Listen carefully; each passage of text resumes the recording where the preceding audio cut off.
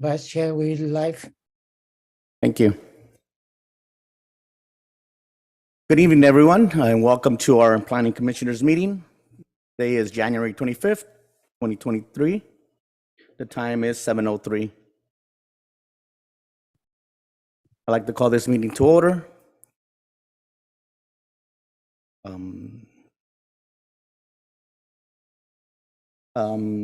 Vasquez, can you lead us in the Pledge of Allegiance, please? All rise. Right hand over your heart. Head. I pledge allegiance to the flag of the United States of America, republic for which it stands, one nation, God, visible, justice for all. Thank you. Can I get a roll call, please? Thank you, Chair. At this time, the chair, vice chair is the vice chair will be acting over the meeting, and the chair position is currently vacant. Commissioner Jen Escobosa. Here.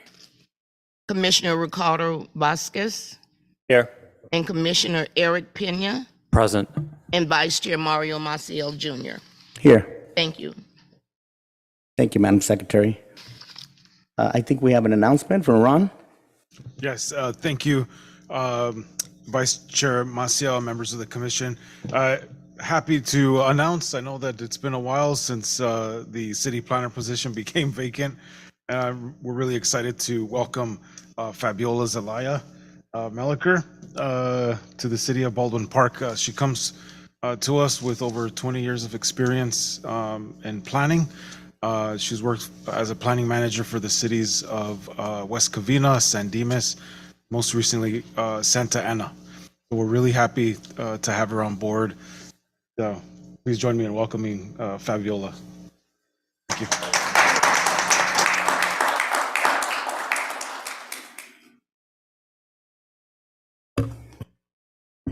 Thank you, Ron, and welcome aboard, Fabiola. Glad to have you on board. I think that vacancy was on there for a long time, right?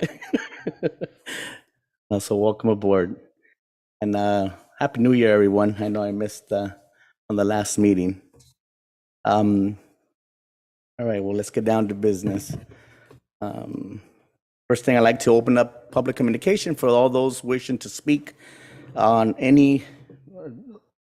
wishing to speak tonight, but not on any of the item agendized for tonight. Right now is your time to come up if you have anything to say on an agenda item that's not on our calendar. Seeing no interest, I now close oral communication. Actually, Acting Chair? Yes. Would it be appropriate if we actually have a moment of silence for the incident, the tragic incident that happened this past weekend? Absolutely. Sure. We'll take a moment of silence for the tragedy that happened on Monterey Park.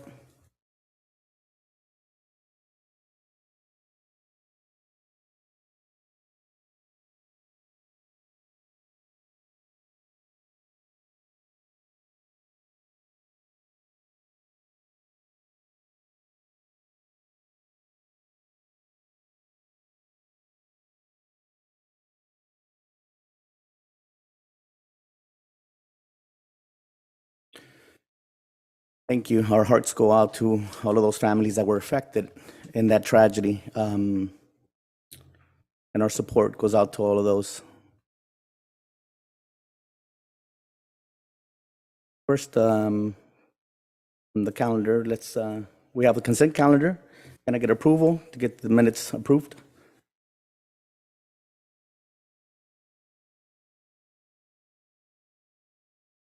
I'll motion to approve. Can I get a second? Second. Any objections? Motion passes.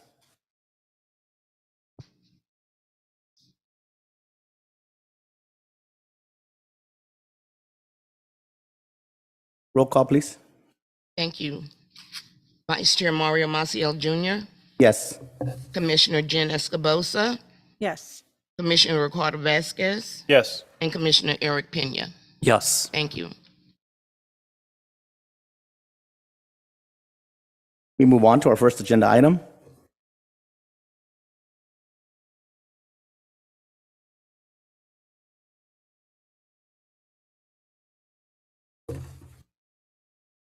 Sorry, my apologies, Vice Chair. Assistant Planner Jesus Estorga will be providing the first, the presentation. Thank you. Thank you, Jesus. Thank you. Can everybody hear me? Yes. All right.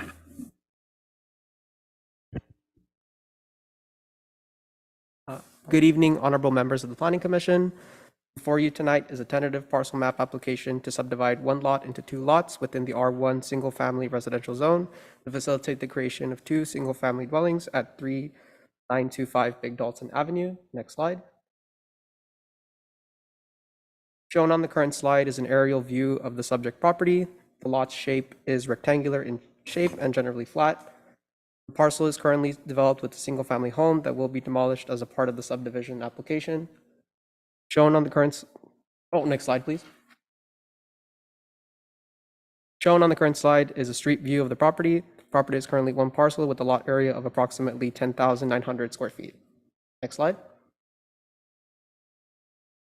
The subject property zone designation is single-family residential, or R1, as shown on the current slide. The site is also surrounded by single-family residential zones. Next slide. Displayed on the current slide is the tentative parcel map that was submitted by the applicant, which shows the proposed layout of the two single-family residential lots. Next slide.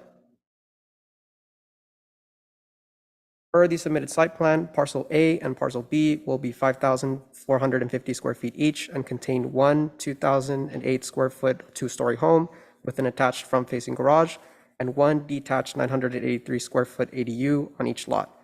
Please note that the square footage noted in the staff report of 1,418 square feet for the proposed single-family dwellings was included in error, and the correct square footage for both proposed single-family homes is the previously mentioned 2,008 square feet. Next slide. The following slides include the proposed floor plans, elevations, and renderings of the proposed two-story single-family home and ADU on each property. Please note that the designs will be mirrored across both parcels. Shown on the slide is the first floor plan. Next slide. Shown on the current slide is the second floor plan. Next slide. Shown on the current slide is the elevations for the single-family home on parcel A. Next slide. Shown on the current slide are the elevations for the ADU on parcel A. Next slide. Shown on the current slide is the floor plan for the ADU on parcel A. Next slide. Shown on the current slide is the single-family home elevations for parcel B. Next slide. And shown on this current slide is the ADU elevations for parcel B. Next slide. Shown on this current slide are the floor plans for the ADU on parcel B. Next slide. Shown on this slide is a rendering provided by the applicant that shows the proposed single-family homes. Next slide. And shown on this slide are the renderings for the proposed ADUs that would be on both parcels. Next slide.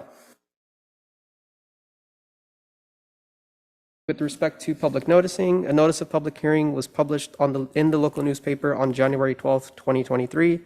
Additional public notices were also mailed to property owners and occupants that live within 300 feet of the project site on that same date. To date, staff have not received any correspondence from the public regarding this item.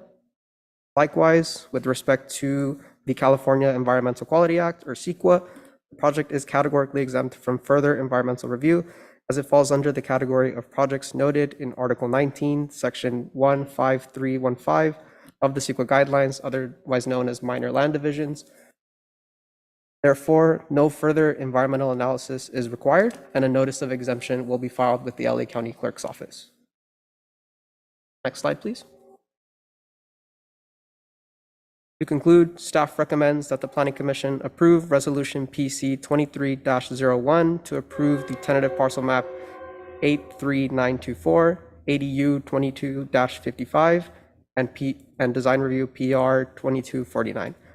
Please note that the staff report for this project refers to PC 23-00, which is the incorrect resolution number, and the correct resolution number is shown in attachment 1 of your agenda packet.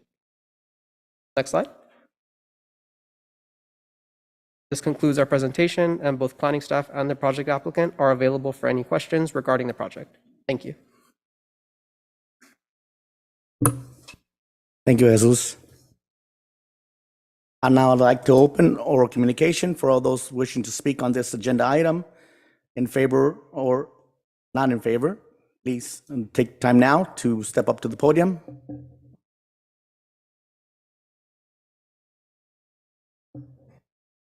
Please state your name. I'm Address. Joseph Kwok at 625 Fair Oaks Avenue, South Pasadena. I'm the property owner, and I'm proposing to subdivide the lot, which is 100 foot wide, into 2 parcels. And I'll be here to answer any questions. What was your name again, sir? Joseph Kwok. Thank you, Mr. Joseph.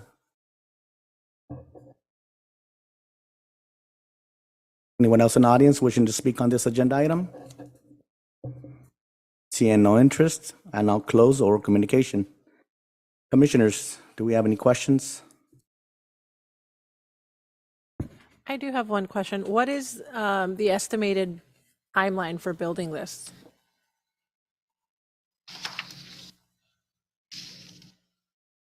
$12 months. 12 months? Yeah.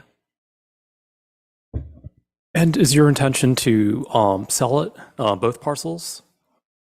We probably will keep that as a rental. Okay. Thank you. And then I just want to commend you for taking advantage of sort of the space of also adding an ADU. So I know in the past you have sort of a single family home and you have sort of a huge backyard, but I think you're doing a really good job of taking advantage of that space, you providing more housing opportunities for the city of Baldwin Park. Our architect took the time to really study the site and making sure that there's enough space between the ADU and the single-family residence. And then can you clarify, I understand that the single-family residence does have a garage. Is there, and I was just trying to look at the plans here, is there a driveway that leads to the ADU, or is that just sort of a walkway? It's just a walkway. Okay. So that courtyard, the courtyard between the ADU and the single-family home, there is no kind of space to put in a car, right, for those in the ADU? No. Okay. I guess this is a question more for the planning department. How will kind of parking be addressed for the ADU? I understand that there's sort of street parking, but then again, I understand that folks run into the issue where, you know, there's sort of the trash day where, or I'm sorry, not the trash day, but the day where they just sort of clean it. So folks maybe who are working from home or just have maybe a day off, you know, where do they put their car? I can answer that if you want. Yes. With respect to the overall project design, the project site is within half a mile walking distance of a public transit stop, so therefore they're not required to provide on-site parking for either ADU. Sure. So, but I think, you know, I mean, I think there's folks that can take advantage of public transportation, but in the event that there is sort of a vehicle there, or maybe two, because I understand, I think the ADU is at least 2 bedrooms, you know, how, you know, do folks just need to drive just to the nearest public place and, you know, public parking and just park there starting at 6 a.m.?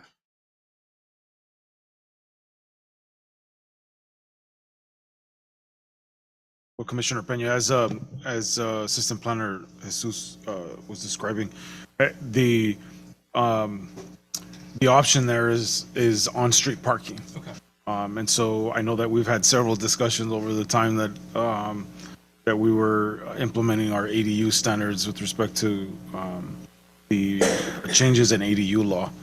But as the assistant planner mentioned, they are within a transit stop, so we could not require additional parking. So the effect of that is on-street parking. Sure, understood.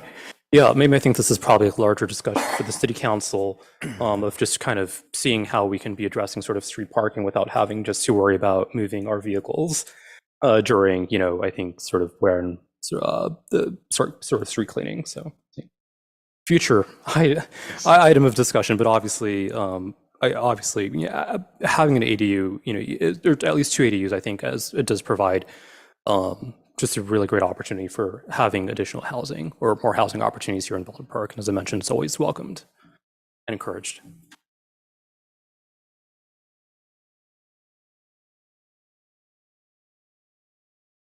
And then I did have another question. So when looking at the resolution, I do see the exact verbiage of approving a tentative parcel map.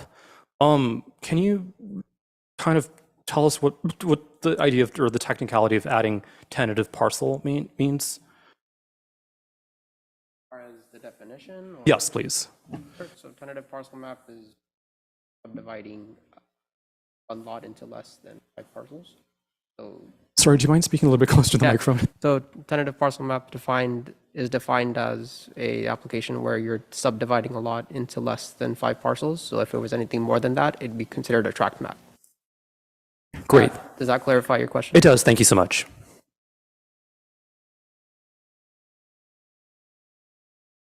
And then, sorry, one more question. Is this the first subdivision that we've had in the city of Baldwin Park? Or Oh, there's been plenty. there's been multiple? There's been multiple. Yes. Okay. I will say this is the first in a while. Yes, that we've brought and we're going to be seeing Of course. several more. But it's been a while since we've had a subdivision come before the planning commission. Okay, so our term, I guess. I guess sort of follow up. I guess in the past, when you had sort of a subdivision of tracts, or I'm certain to say parcel, have there been any issues at all, or any unintended consequences as a result of doing a subdivision No, that you can recall? no, not any of the subdivisions that we've processed so far since I've been here. Other than the fact that, as the applicant was mentioning, we work with the applicant, make sure that we look at design, architecture, and then they meet the development standards within that code, within that zone, and they vary in size, but not any unintended consequences. Okay, To the subdivision. sounds good. Thank you so much. Commissioner Peña, in regards to your question, I've had the experience of hearing comments from residents of being concerned about the fact, in this particular example, there's 2 stories, and let's say the properties on the side are single-story units, of them being concerned about people being able to watch down towards their property. That's just one example of stuff that I've heard in the past. And parking has also been an issue for a lot of people when it comes to building and subdividing properties. Those are just a few that I can think of rapidly in my head that have been addressed back in the past. Sounds good. I appreciate your input and experience within this. You're welcome. Any other questions from the commissioners, the staff, or to Mr. Joseph?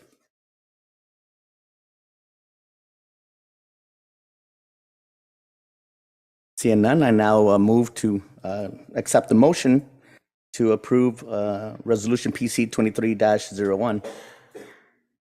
All motion. Can I get a second? Public hearing needs to be closed before I you. did close it. Okay, thank you. Did close it.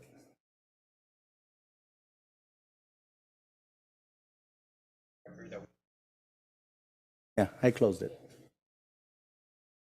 The motion by who? I motioned. Kubosa, can I get a second? Second. Roll call, please.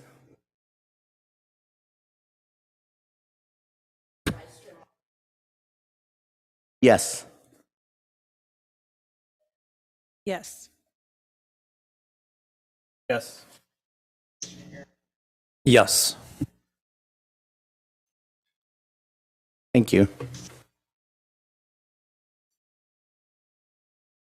Moving on to agenda item number 2. Thank you, Vice Chair. Assistant Planner Jesus, it's the Jesus show tonight. Assistant Planner Jesus Estorga will be presenting. Thank you, Ron. Good evening, honorable members of the Planning Commission. For you tonight is a report summarizing a request for consideration of a tentative tract map and to subdivide one lot into 6 lots for the development of 6 two-story single-family dwellings with an attached 2-car garage and detached ADU on each new lot, and a zone variance to deviate from certain development standards such as minimum lot width, open space, and second-story step-back requirements pursuant to section 153.4040 of the Municipal Code. Next slide, please. The subject property is located at 4437 Phelan Avenue. An aerial view of the property is provided on the current slide, shown in the light green box. Adjacent to the subject property are existing single-family homes. Industrial properties within the City of Irwindale city boundaries can also be found further to the east of the subject property, where the red line is in the aerial. Next slide, please. The subject property is in the single-family residential or R1 zone of the city, which is consistent with the property's general plan land use designation of single-family residential. The property is comprised of one parcel with a lot of approximately 0.79 acres in size. The lot shape is rectangular and is generally flat. Next slide, please. As shown on the street view image, the parcel is currently a vacant lot. No previous development projects were considered prior to tonight's public hearing. Next slide, please. The proposed project requires the approval of a tentative tract map, development plan design review, and a zone variance to allow the proposed building architecture and site layout. The site plan layout shown on the current slide consists of 6 individual single-family lots that will be developed with 1 two-story single-family dwelling and 1 detached ADU on each lot. Next slide.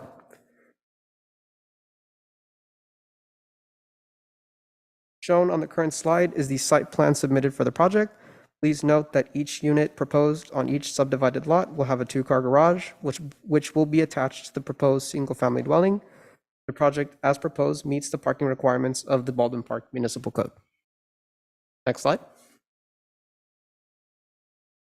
The applicant is proposing 1 singular floor plan for each proposed single-family dwelling containing 4 bedrooms with 4 bathrooms. Likewise, the proposed detached ADUs will have a floor plan that will also be similar across all parcels and will contain 2 bedrooms and 1 bathroom shown on the subsequent slides. Shown on the current slide is the second floor plan of the proposed single-family dwellings.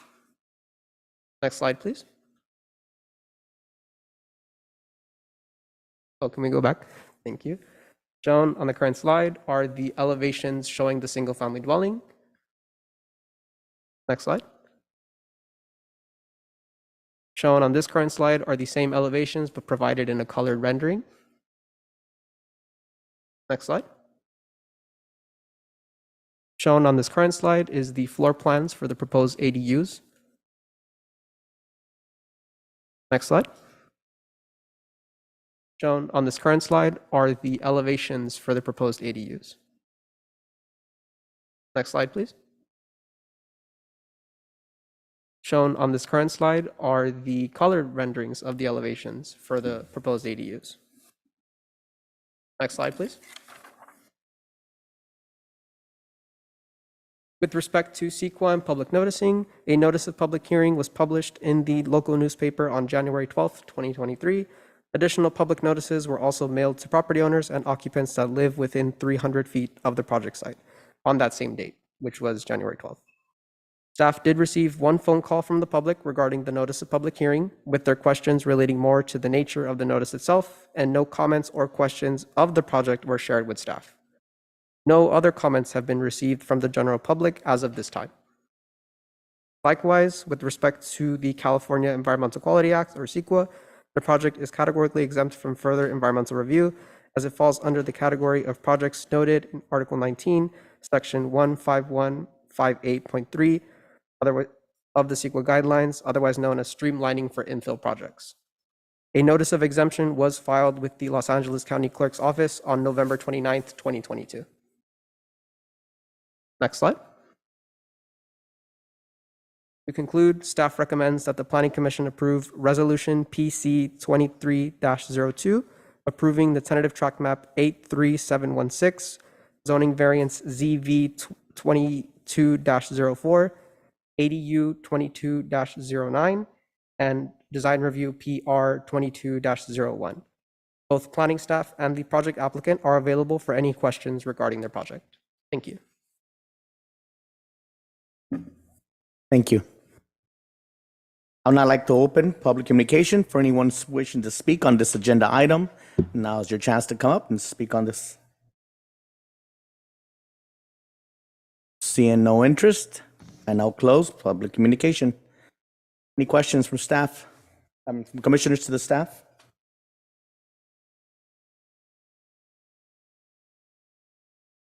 Yeah, so I had a couple questions. I think similarly to Mr. Kwok and the Big Dalton project, maybe this is for the applicants, but is it going to be meant for sale or for lease? I'll have the applicant, Mr. Burgos, respond to that question. Good evening. My name is Guadalupe Burgos. I'm the current owner of that property. Any questions? Yes, will it be the units for sale or for lease? I'm hoping and praying once we build them, I will keep at least 2 of them for rental. Of course. And sell the rest of them, which is going to be 4 different parcels. Of course.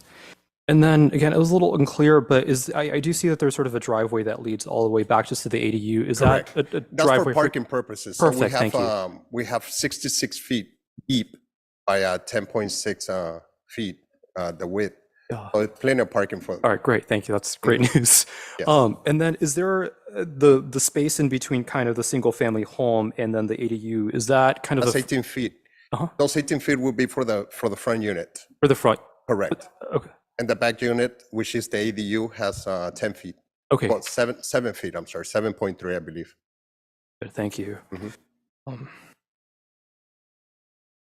And then this was a question for our staff. Can you talk a little bit more about the zone variance? It was a little unclear of what the actual variance was. So the applicant has submitted a zone variance application to deviate from certain sections or certain standards of the R1 section of the single family code that relates to the second story step back provisions, which require for the second story to be modulated somewhat.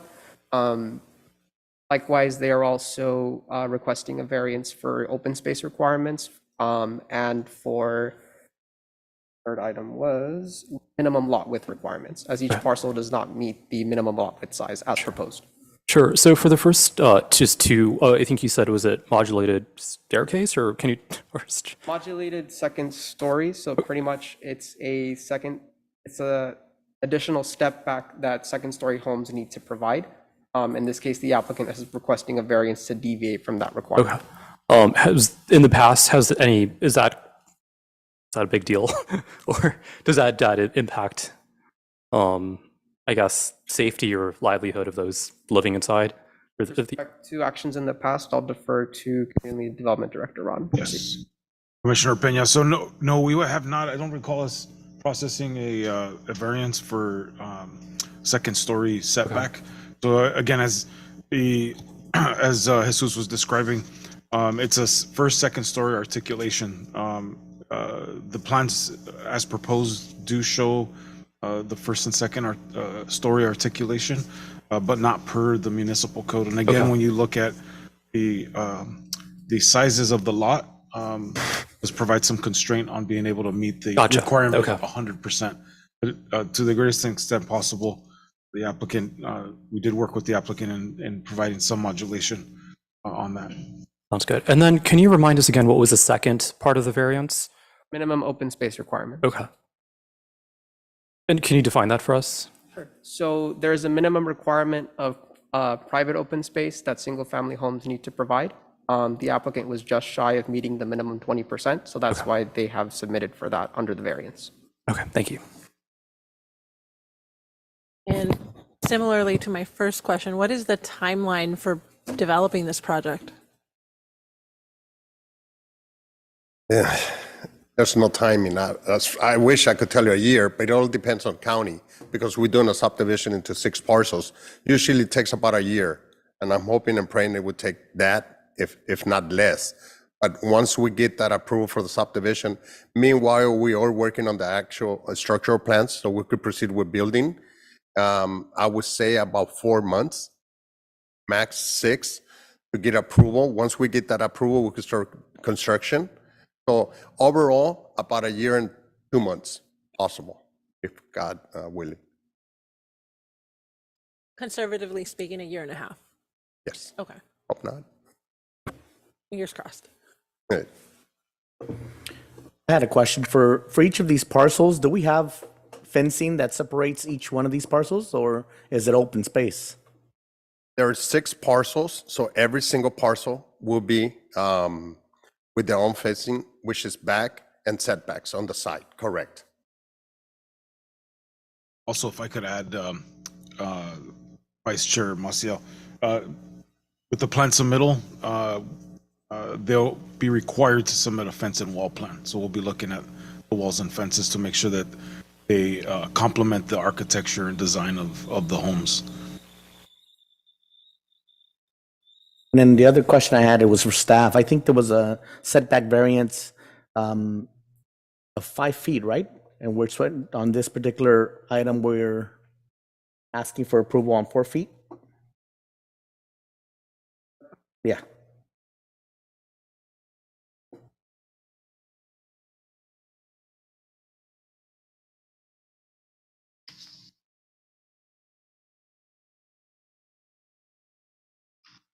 Yes, that's correct. Yeah.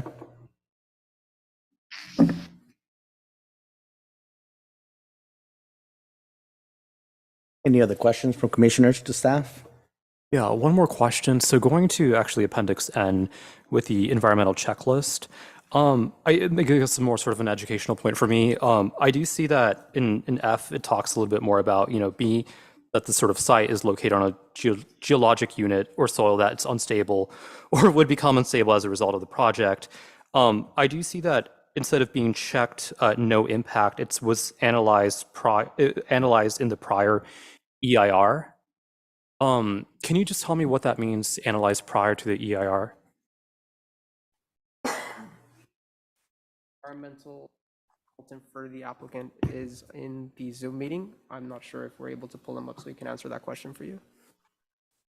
I'm here, Jesus and commissioners. My name is John Anderson. I was the project manager for the CEQA environmental assessment, Appendix N. And to answer your question specifically, there was an environmental impact report provided for your general plan, which resulted in this area being approved basically for residential development. And that means that in that analysis, it was determined that the geologic formation beneath the site was suitable for residential development. And so that is why we had to make the determination that it was evaluated in the general plan EIR, and therefore it allows for the development according to CEQA specifically for the development of residences on that site. Great. Yeah. Thank you so much for that explanation. I think, yeah, that makes a lot more sense. Thank you. Thank you for the opportunity. Of course.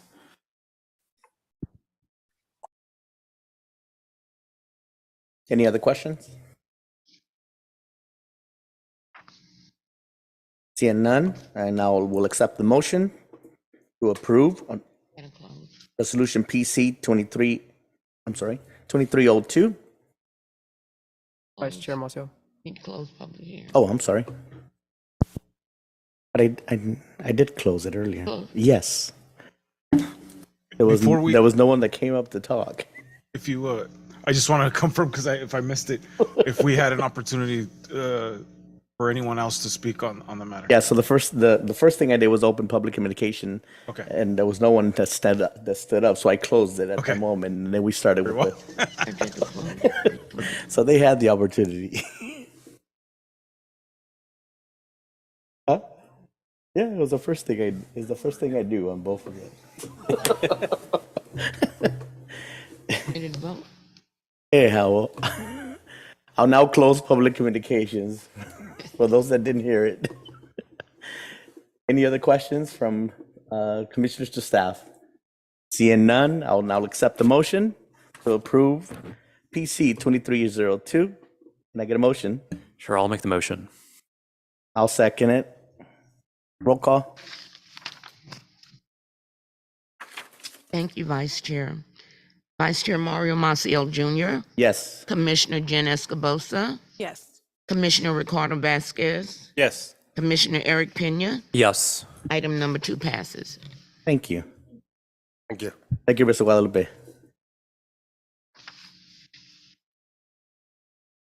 Before moving on to the next item, I wanted to just clarify one thing with staff. I know there's a lot going on in that pit, or what do they call it? The hole that's on the olive pit. Yes.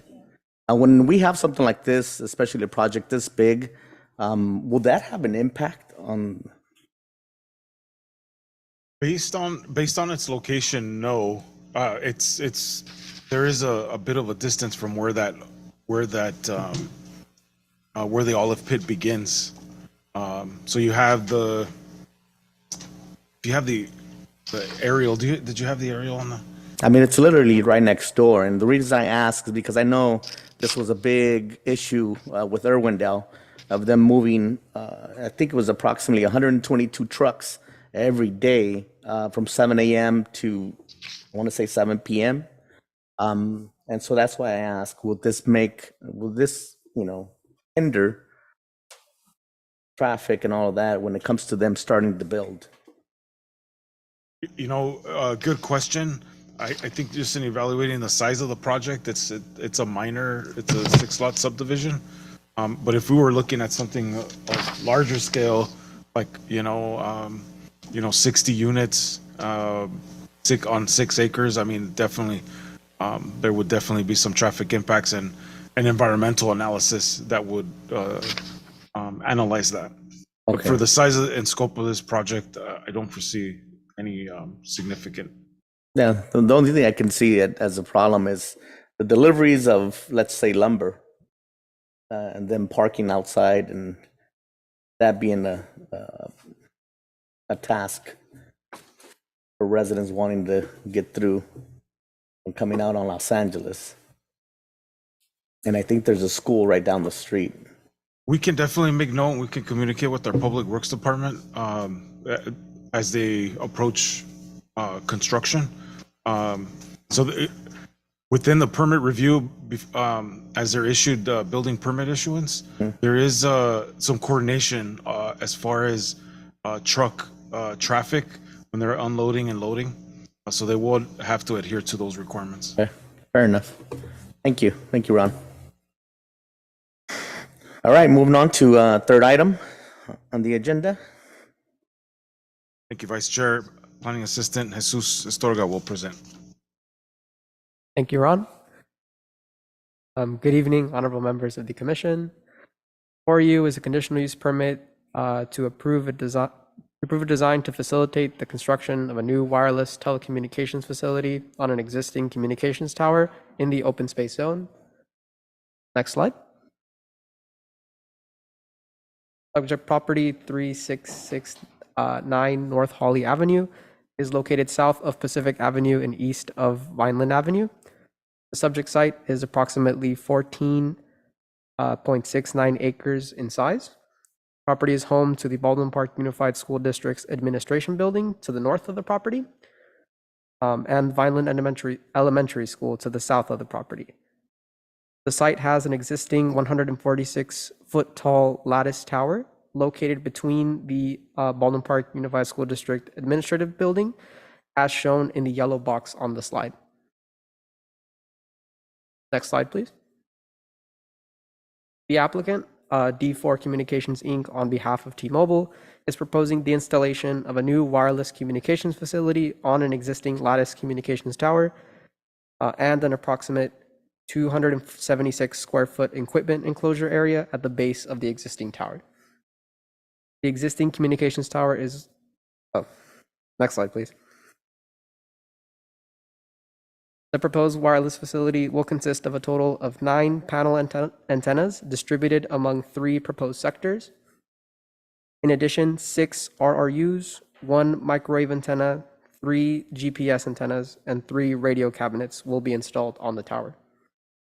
Likewise, the area plan to the right of the slide indicates the proposed 276 square foot equipment enclosure that will screen the facilities and mechanical equipment to include a telco cabinet, EPC cabinet, a step-down transformer, an automatic transfer switch, wall-mounted cable trays, new E6160 and B160 cabinets, and a 25 kilowatt generator. Next slide, please. The following slides show the existing elevations of the Lattice Tower and the proposed elevations demonstrating how the wireless facility will be installed on the tower. So, to ensure that the proposed wireless facility will complement the existing tower, staff has conditioned that the applicant will paint the wireless antennas to match the color of the existing tower, run all wiring inside the tower's leg, and have the equipment enclosure be made of decorative split face block that is painted to match the existing buildings on the property. Next slide, please. In addition, the applicant will also be conditioned to maintain the equipment enclosure and apply graffiti-resistant coatings along all walls, fences, sign structures, or similar structures to assist in deterring graffiti. Next slide. The following slides show photographic simulations that show how the proposed wireless facility will be installed on the subject property. Next slide. This slide shows another view of the proposed antennas on the facility or on the communications tower. Next slide. These photographic simulations also show another view of the proposed wireless facility. Next slide. As a part of their conditional use permit application, the applicant is required to provide an alternative site analysis that identifies other suitable sites and co-location options with the goal of avoiding the construction of new towers. Shown on the current slide are the propagation maps provided by the applicant team that shows the lack of available coverage in the surrounding area, as noted in the area shaded in light green. Next slide. This slide shows the anticipated coverage that would be achieved with the installation of the wireless facility at the project site. Attachment number 5 of your agenda packets includes this alternative site analysis where the applicant indicated that the subject site was identified as the most suitable for the proposed telecommunications facility. Next slide, please. With respect to public noticing, a notice of public hearing was published in the local newspaper on January 12, 2023. Additional public notices were also mailed to surrounding property owners and occupants that live within 300 feet of the project site on that same date. To date, staff have not received any correspondence from the public regarding this item. Likewise, with respect to the California Environmental Quality Act, this project is categorically exempt from further environmental review as it falls under the category of projects noted in section 15301 and 15303 of the CEQA guidelines, specifically relating to existing facilities and new construction or conversion of small structures. A notice of exemption will be filed with the Los Angeles County Clerk's Office. Next slide. To conclude, staff recommends that the Planning Commission approve Resolution PC 23-03 approving conditional use permit CP 22-05. Both planning staff and the project applicant are available for any questions regarding the project. Thank you. Thank you, Jesus. At this moment, I now open public communication for those wishing to speak on this agenda item. Seeing no interest, I now close public communication.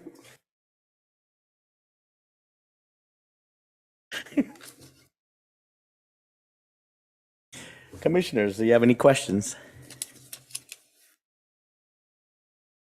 I have one concern, and that's to find out if there's any radiation being emitted from these towers when it comes to putting up cell towers. It kills my curiosity to know. I can have the applicant for the project respond to that question if they're able to.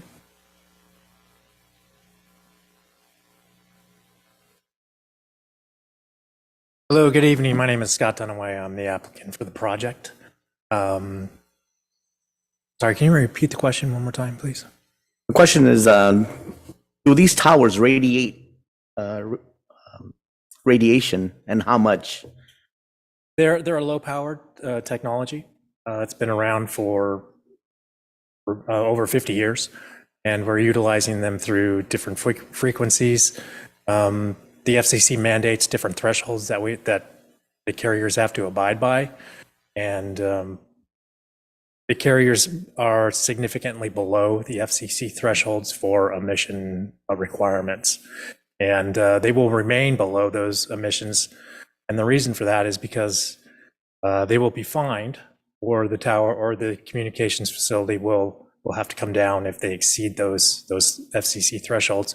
So they do maintain a significant level below the thresholds, and they do annual reporting to the FCC for all these projects. Okay, thank you. Commissioners, any questions? I do have a question, and forgive me if you've already answered this, but I'm looking at the pictures and I'm not seeing any kind of fencing around the tower. Fencing around the tower? Is the tower going to be blocked off from public access? Currently, there is a chain link fence around the tower, and then we will be providing a split face CMU wall on 3 sides of the facility.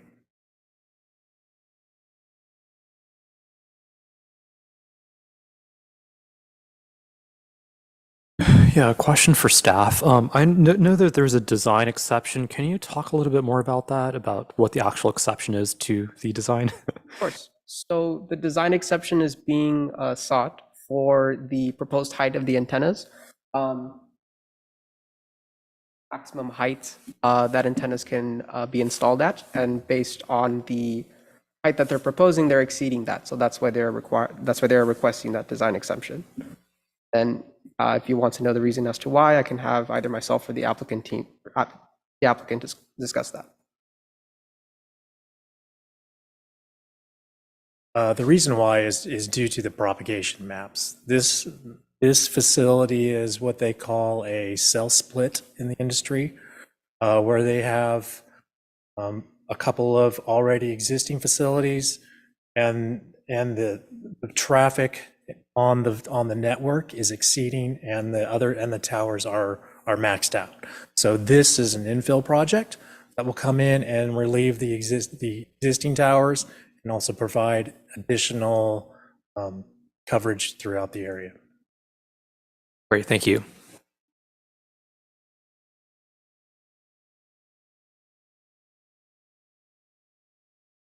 Any other questions from commissioners?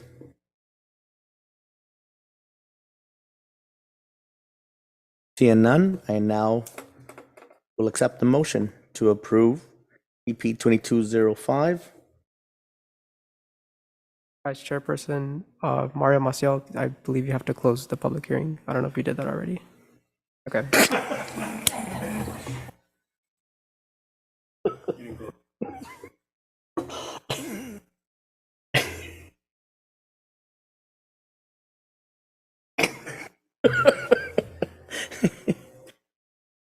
Can I get a motion? Motion. Can I get a second? I'll second. Roll call, please. Yes. Yes. Yes. Yes. Thank you. Thank you. Thank you. Thank you, Scott. All right, on to the fourth agenda item. Staff, please. Thank you, Vice Chair Maciel. Assistant Planner Jesus Historia will be presenting.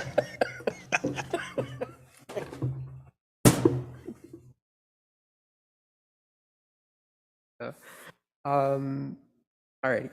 Good evening, honorable members of the Planning Commission. Before you is a conditional use permit to approve a design to facilitate the construction of a new rooftop wireless telecommunications facility on an existing performing arts center in the single-family residential zone. Next slide, please. The subject property is located east of Main Avenue and north of Hallwood Avenue at 4640 Main Avenue. The subject site is approximately 87,178 square feet, or just shy of 2 acres of lot area. Property is home to the Baldwin Park Unified School District's Performing Arts Center. Directly north of the property is the Baldwin Park Unified School District's Adult School. Further to the east of the property is Getty's Elementary School and North Park High School. Next slide, please. The applicant, D4 Communications, Inc., on behalf of T-Mobile, is proposing the installation of 9 roof-mounted panel antennas on the existing Performing Arts Center rooftop and an approximate 149 square foot equipment enclosure area located to the rear of the building. The installation of the wireless communication facility will require the removal of portions of the existing parapet screening wall, which will be replaced to be continuous along all sides of the building, as you'll see in the following slides. Next slide. The proposed wireless facility will consist of a total of 9 8-foot panel antennas distributed among 3 sectors, 6 RRUs, and 1 microwave antenna to be installed on the rooftop of the existing building. Likewise, the area plan to the right of the slide indicates the location of the proposed 149 square foot equipment enclosure wall, which will screen the facility's mechanical equipment, to include a telco cabinet, EPC cabinet, wall-mounted cable trays, and new E6160 and B160 cabinets. Next slide. The following slides show the existing elevations of the Performing Arts Center building and the proposed elevations, demonstrating how the wireless facility will be installed on the rooftop of the building. And since these slides repeat themselves as far as how they're oriented, the top portion is the existing view and the bottom portion is the proposed view. Next slide. To ensure that the proposed wireless facility will complement the existing building, staff has conditioned that the applicant install the parapet walls to a uniform height across all sides of the rooftop area, and said walls will be painted to match the color of the existing building. Next slide. Furthermore, the equipment enclosure shall be made of decorative split-face block that is to be painted to match the existing building. Next slide. Lastly, the applicant will also be conditioned to maintain the equipment enclosure and install graffiti-resistant coatings along all walls, fences, sign structures, or similar structures to assist in deterring graffiti. Next slide. The following slides show the photographic simulations of the proposed wireless facility. To the left, you'll see the existing views, and to the right, you'll see the proposed impacts. Next slide. Additional photographic simulations showing the impacts of the proposed wireless facility. Next slide. Another photographic simulation. Oh, if we go back, thank you. The last photographic simulation showing the view of the wireless facility from Hallwood. Next slide. As a part of the conditional use permit application, the applicant is required to provide an alternative site analysis that identifies other suitable sites and co-location options with the goal of avoiding the construction of new towers. Shown on the current slide are the propagation maps provided by the applicant team that shows the lack of available coverage in the surrounding area, as noted in the areas shaded in light green. Next slide, please. This slide shows the anticipated coverage that would be achieved with the installation of the wireless facility at the project site.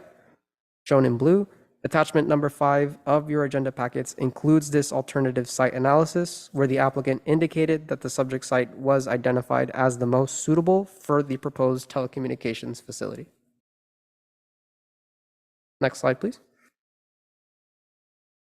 A notice of public hearing was published in the local newspaper on January 12th, 2023. Additional public notices were also mailed to adjacent property owners and occupants that live within 300 feet of the project site on that same date. To date, staff have not received any correspondence from the public regarding this item. Likewise, with respect to the California Environmental Quality Act, this project is categorically exempt from further environmental review, as it falls under the category of projects noted in section 15301 and 15303, otherwise known as Class 1 existing facilities and Class 3 new construction or conversions of small structures. Likewise, notice of exemption will be filed with the LA County Clerk's Office. Next slide, please. In conclusion, staff does recommend that the Planning Commission approve Resolution PC 23-04, approving conditional use permit CUP 22-06. Both planning staff and the project applicant are available for any questions regarding the project. Thank you. Thank you, Jesus. I now open public communication for anyone wishing to speak on this agenda item. Seeing no interest, I now close public communication. Commissioners, any questions to staff? I just have one clarifying question. So the new structures, all the building is vertical. The new building is vertical. Okay, thank you. I have a question, Jesus. This particular tower is going to be built on top of the building. Was there any other recommendation as to building instead of a palm tree style a tower instead of building on top of the building? With respect to planning submittals, no, there were no other alternative designs proposed, but the reason as to why, I can have the applicant provide that response. Okay.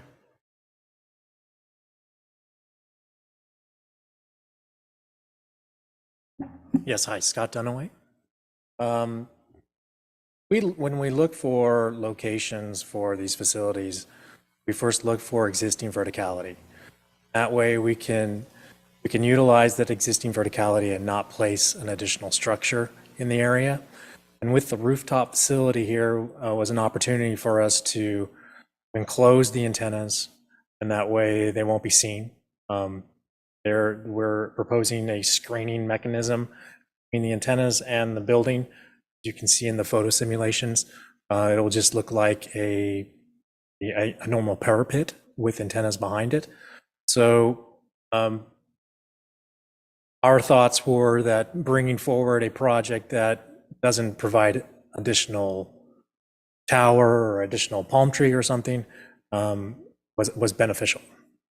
That's the reason we went in that direction. So my question now is to staff. Let's just say if there's ever modifications done to the building in the future, how does this affect what can be done and what cannot be done once this is approved? Yes, great question, Vice Chair Maciel. Just to add to what the applicant was saying, from the planning perspective, when we come across wireless facilities of this nature, this is the one that we prefer and recommend, because architecturally, you wouldn't be able to notice that there's antennas behind the parapet. It's supposed to act and blend in with the existing building. With respect to any future modifications in the future, I have experienced where the operator, the cell operator, will work with the property owner, if it is that any modifications needed to take place. I will tell you, in my experience, I did work on one where there was a freestanding cell tower. They built a residential facility, 5-story residential facility. So they were able to work out and modify that cell tower and convert that tower to now be placed on the roof of this new residential structure. So it can be done. It doesn't happen often, but it's something that they would work out. But on roof-mounted antennas, the most that you would see here would be where the antennas need to be replaced with newer technology based on what we've experienced over the years with wireless facilities. I hope that answers the question. Thank you, Ron. The other question I had, I know we have another cell tower literally down the street from there at the American Legion. My curiosity is, with these towers, how far do they actually extend? How far are we talking about of capturing signal to signal? These towers are based on line of sight. So if you're standing there and you can see the facility, you're getting the coverage. But it depletes the further away you get from it. And say somebody is closer to you, they'll get the cell service, and then the further person will get the overlap. So closer you are, it kind of spreads out. And it also depends on the time of use. Say if you're on a phone call or using your data service late at night, you've got a much larger spread of coverage. And then when their traffic is really high on the network, say 5 o'clock in the afternoon, it starts to shrink because a lot of people are on that network service. So it does depend, but the general rule is line of sight. If you can see the tower, you're getting coverage from that tower. And that's where my question comes about, because that tower is literally within a mile of where this building is, the BPAC. Yeah, so probably it's not a T-Mobile project. So all carriers run on separate frequencies that they license through the government, that they auction these frequencies off. But they're still using the same bandwidth, right? They're same bandwidth, but different frequencies within that bandwidth. Mm-hmm. So say you had a Verizon phone, you would not be getting service from this T-Mobile project. They don't. We would need Verizon antennas at this location for you to be getting Verizon service. Gotcha. That makes more sense now. I think we had cell towers installed it was right next to the 605 freeway. And if I'm not mistaken, those were Verizon coming in to put a new cell tower. So that explains things more clearly. Any questions for commissioners? Just another question. Similarly to the last proposal, I know there's also a design exception where, again, I think it's prohibited to have roof-mounted antennas. I understand there was an exception granted. Can you talk about why I think they're originally prohibited and now or the justification for that exception? So the design exception is being requested specifically to allow for the installation of rooftop antennas. In the code, in the open space, in the single-family residential zone, it doesn't allow for rooftop antennas unless a design exception is granted, which is why they filed for it. That makes sense? Yes. So I guess going just to the root of the question, it says it's prohibited. Was the first part single family? Prohibited in the single-family residential zone unless a design exception is granted. Okay. And then, so as a result, why is it prohibited in single family? Sorry, is that SFR? Is that? You just asked for the reasoning as to why in the code? Yes. Ron, would you like to answer that? The municipal code prohibits them, but does allow a mechanism by way of an exception. Okay. And the exception has to be granted granted. The applicant can apply, can ask for the exception. obviously with the understanding that it's either granted or not. In this case, the exception for design is allowing for the antennas, rooftop antennas. It would be entirely screened behind. Gotcha. Okay. So it was granted because it's enclosed, right? Yes. Okay. Yes. Yeah. Thank you. I think I would also would like to add that if it was a single-family residential use, they wouldn't be allowed, correct? If it was a single-family home, they can't have any wireless facilities. But this is not a residential use, it's within a residential zone. Correct. That is correct. Thank you for no. And then again, the reason why it's prohibited was because it's more sort of an eyesore. Is that right? And then is that the original reason why those are prohibited in that area, or? It's not a desired land use Right, within okay. residential uses. Then when you also have wireless facilities proposing commercial zones, commercial areas, Gotcha. and they're in close proximity to residential property, residential uses, there are distance requirements. Gotcha. Yeah, and so how far the antenna, the freestanding antenna has to be within a certain distance from a residential zone property. Sounds good. Thank you so much. Oh, just, sorry, kind of continuing on that, just. So the spirit of requiring exclusions is essentially to ensure that single-family residencies don't do that. Okay. Thank you. Any other questions? One last question for staff. That building, who owns that building?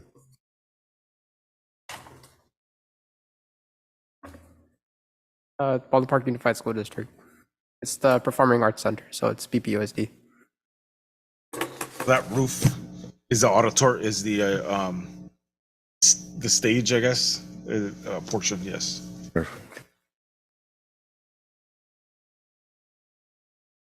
Any more questions? No? Okay, I now move to accept the motion for Motion. PC 2304. Can I get a second? I'll second. Roll call, please. Thank you, Chair. Vice Chair Mario Maciel Jr., Yes. Commissioner Jean Escobosa, Yes. Commissioner Ricardo Vasquez. Yes. And Commissioner Eric Pena.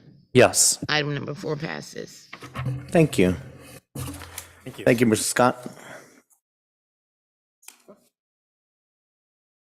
We now move on to report of officers.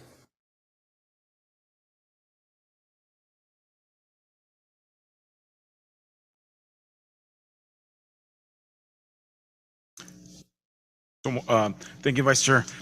We just want to make notice that our next tentatively scheduled Planning Commission meeting is February 8th. So please let us know it would be available, but our next meeting, that meeting will also include, as I noted in the previous meetings, that we'll have a study session. We're working on some long-range efforts, and that which includes a presentation by our consultant that's assisting us with developing objective design standards. I have to report. Awesome. Oh, yes, and thank you, Fabiola. And the next thing that will be on that agenda is the election, given the vacancy of the chair, the election of the chairperson On the February 8th meeting. And then also at this time, that's probably the next question, vacancies. Given that it's the beginning of the year with the elections that just took place, I imagine the council will be taking up that discussion in the near future, but as soon as I hear, I will make sure to convey that information to the city planner, so that way they notify you. There are other vacancies on some other commissions, so I imagine that they'll want to conduct it as a whole. Thank you. Are we, as planning commissioners, are we all on the same terms, or do we still have it to where it's divided 2 and 3? You all started at the same time, so it's, yeah, you're annually we'll go through the election of the vice chair and chair. So we'll go through that process. Perfect. It's a 4-year term, right?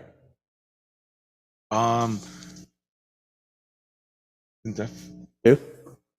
No. Good question. I will.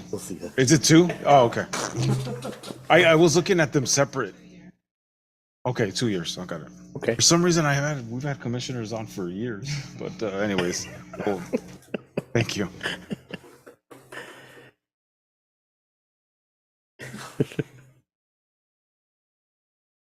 All right. Any communications from staff to commissioners to staff? No? I do. On kind of more of a follow-up. So I know in prior meetings I have asked regarding when we communicate with the public, if we're sending it out in Spanish. Is there any update on that? I've asked if there's anything like that being sent when we're notifying the public of work being done around. Yeah, so our notices of public hearing, our notices are not transcribed, they're not translated 100% in Spanish, but there is a Spanish section in the notice of public hearing that indicates to please contact staff for any questions regarding the notice that they receive. We do get them when we do send them out, our Spanish speakers. We have made note and are cognizant that depending on the item, if it did fall in the future where we did need to have, just like our council meetings, being translated in Spanish, we definitely have that mechanism in place for us to utilize that service. Okay, so is that a service that we could use? So we could just send that translated in Spanish? The notices? Yeah. The notices. At this time, at this time, when I had the discussion, all notices are any correspondence from the city is in English. But that's why our notices of public hearing have that specific section then in there in Spanish to contact staff. Right. So I guess a lot of families, they're going to see that where it says speak Spanish, call. They're not going to call. They rather read it, or they are not able to express themselves or learn how to ask the questions if they do have questions, right? So I don't know if this is something that has been communicated to the council, and I brought up. I don't know if it's because of budgeting or whatever other reason it is, but I think it's good to have something so we could be more transparent to the community. For that person that wants to read it, won't have to take those 2 minutes, or just shy. They don't want to call, right? Whatever reason. If we could maybe push a little bit more and maybe get the council involved on that, I think that would. Yeah, absolutely. Now that I recall, I think our new agenda system, we just implemented it recently. My understanding is that the staff reports, the agenda gets translated into, I think it was, there's quite a number of languages that it gets translated, but I'll look further into it as a policy and I'll report back. And also the other update as well, I've brought up with the website. So I know even myself, when I go on the website, I want to see what projects are being done. What's the update on that? We are working with that. We discussed that actually in staff meeting. We've teamed up with our economic development team. We are right now in the midst of updating our website, and so we're in the process of making a selection of a vendor that is. We're going to essentially get a brand new website. So we're going to wait until we get that website up and running. But yes, we are going to put that valuable information on there of upcoming projects in the works, new businesses. So that way folks, not only the community members, but also those visiting development community, people interested, businesses wanting to come into the city, and they get to know what's being developed and what's coming into the city. So definitely working on that. Right now, we've tabled it until we get the new website on board. Because at this point, we don't know if the existing information's on the website that's currently there will get transferred over once to the new website. My experience when that transition happens, not everything gets transferred easily. So we're going to go ahead and wait to do that. Okay. But I'll keep you updated. Okay, great. Thank you. Any more questions from commissioners to staff? I did have one comment to make, Ron. Most of the agenda items on tonight's agenda do come about from SB 6, right? From the passing of SB 6. Oh, you mean SB 9? Well, Or SB 6, there is I'm sorry. SB 6 and there's SB 9, so I suspect you're asking about SB 6. Yeah. No, they have not. These projects are not SB 6 projects. No? No.